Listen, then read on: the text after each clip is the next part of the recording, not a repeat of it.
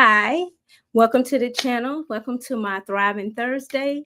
And today I'm going to talk about self expression and confidence. And so I am Kimberly Carter. For those of you who are coming on here for the first time, thank you for joining me and welcome. And so I want to talk about thriving because in 2025, my whole theme is around rising to thrive so we can continue to flourish, right? And self expression and confidence are key for you being able to thrive.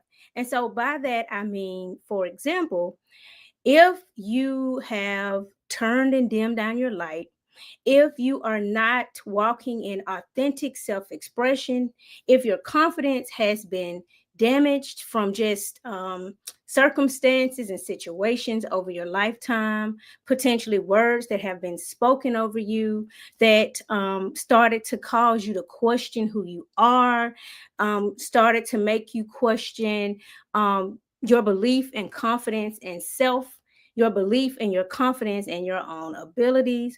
All of those things are factors that can impact your self-expression. And self-expression is important, especially for you fulfilling your purpose on this earth and for you getting to what it is that you want to achieve. I'm saying that because if you're not being your authentic self, if you're not truly walking in who you are and in your real self-expression, people can sense that. Whatever opportunities you desire are connected to you showing up and being yourself fully, right? And so, from my own experiences, I know that over the years, after being labeled for my whole life, those labels started to impact how I was showing up. They started to impact my confidence.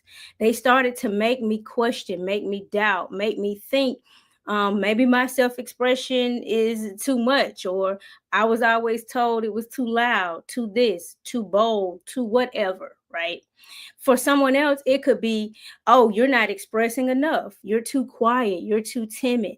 And often, some of this feedback could have been constructive, potentially from someone who wanted you to show up better or who was trying to offer constructive critique.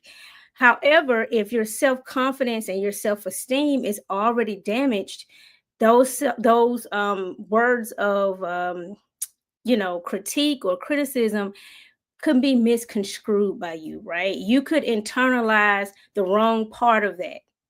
Sometimes it came from people who really didn't like you, who really wanted you to dim your light, who really did not like who you were, and they wanted you to turn it down. They wanted you to be hurt by their words.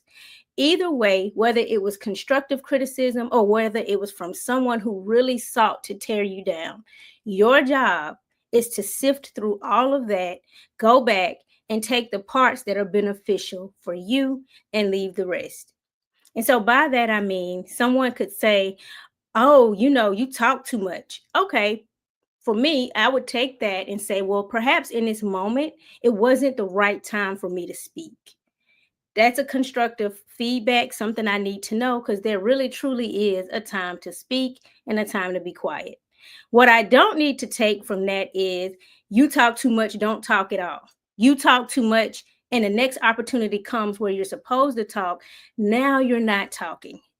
That's not what's supposed to happen. Again, a lot of factors play into this, right? Factors from our childhood, factors from just different circumstances and different things that impacted how we thought we could or should show up. And so I'm here to tell you today, go ahead and reconnect back to your authentic self expression. Again, for somebody, it may be bold. For the next person, it may be quieter. Quiet doesn't mean you're not bold, right? Being loud doesn't mean you are bold in the right way. I'm not saying any of that. What I am saying is that you need to connect back to your authentic self expression. To do that, you have to spend some time going through those things that may have been said to you that weren't so helpful. You may need to spend some time journaling. Maybe you make a list of 5 things that have been said to you that started to impact how you showed up, right? Maybe hey, this is what was said. And the next column looks like, well, was there anything I can take from that? If there is, write that out. If there isn't, send that back to the person who sent it to you, right? Return the sender. That's not for you. So, what I'm saying is, in order for you to rise and thrive in 2025, you definitely have to rebuild your confidence and reconnect to your self expression. The world needs what you have to offer. This is a very, very, very important message.